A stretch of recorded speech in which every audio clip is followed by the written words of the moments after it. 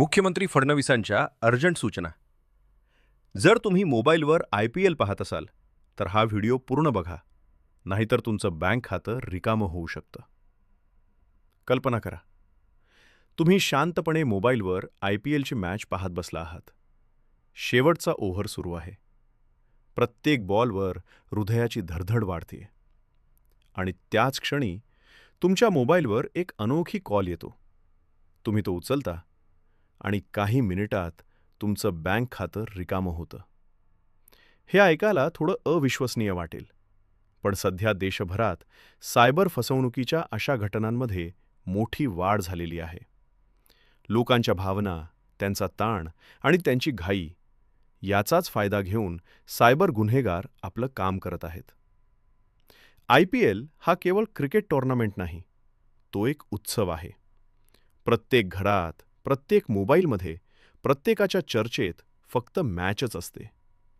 आणि नेमकं हेच वातावरण सायबर ठगांसाठी सुवर्ण संधी बनतं. काही दिवसांपूर्वीची एक घटना. पुण्यात राहणारा एक मध्यमवर्गीय व्यक्ती आपल्या कुटुंबासोबत मॅच पाहत होता. सामना अगदी शेवटच्या टप्प्यात होता. त्याचवेळी त्याच्या मोबाईलवर एक कॉल आला. नंबर ओळखीचा नव्हता, पण मॅच बंद होईल या भीतीने त्याने कॉल उचलला. समोरून काही आवाज नाही, फक्त शांतता.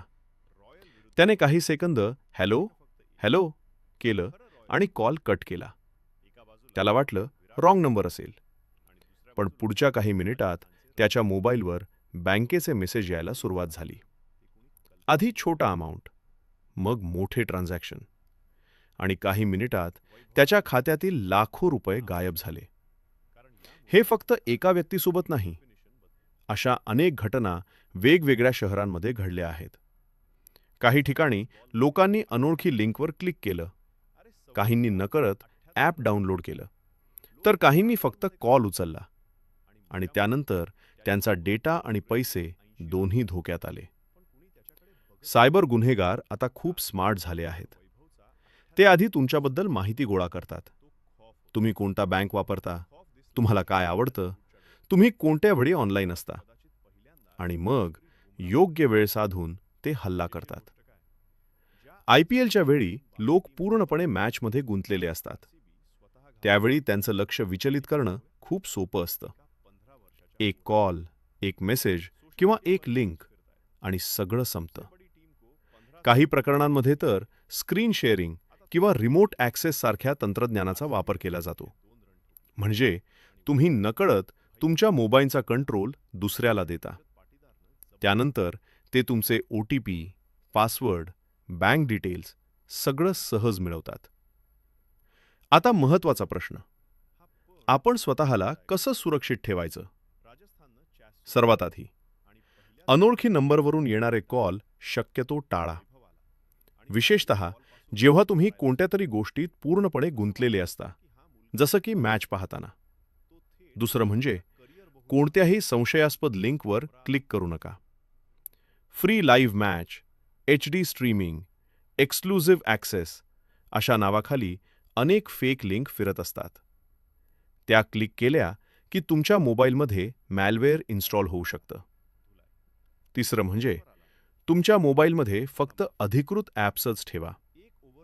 कुठलाही थर्ड पार्टी ॲप डाउनलोड करण्याआधी दोनदा विचार करा. आणि सर्वात महत्त्वाचं, OTP, पासवर्ड किंवा बँक डिटेल्स कधीही कोणासोबत शेअर करू नका.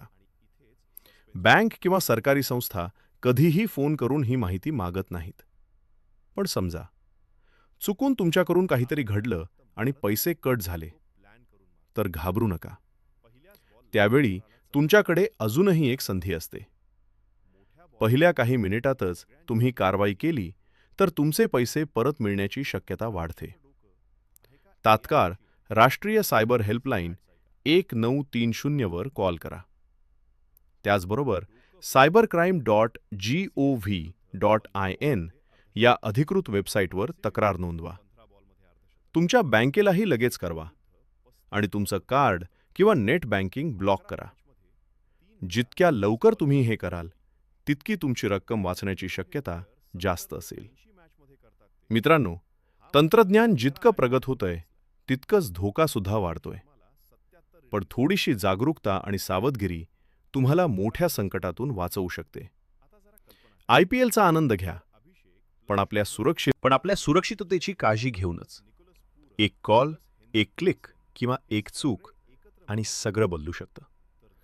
म्हणून पुढच्या वेळी जेव्हा तुम्ही मॅच पाहत असाल आणि मोबाईलवर अनोळखी कॉल किंवा मेसेज येईल, तेव्हा थोडा विचार करा. कारण तुमचा एक निर्णय तुमच्या कष्टाची कमाई वाचवू शकतो. शेवटी एकच सांगतो, सतर्क रहा, सुरक्षित रहा आणि ही माहिती तुमच्या कुटुंबासोबत नक्की शेअर करा. कारण कदाचित तुमच्या एका शेअरमुळे कोणाचं तरी मोठं नुकसान टळू शकतं.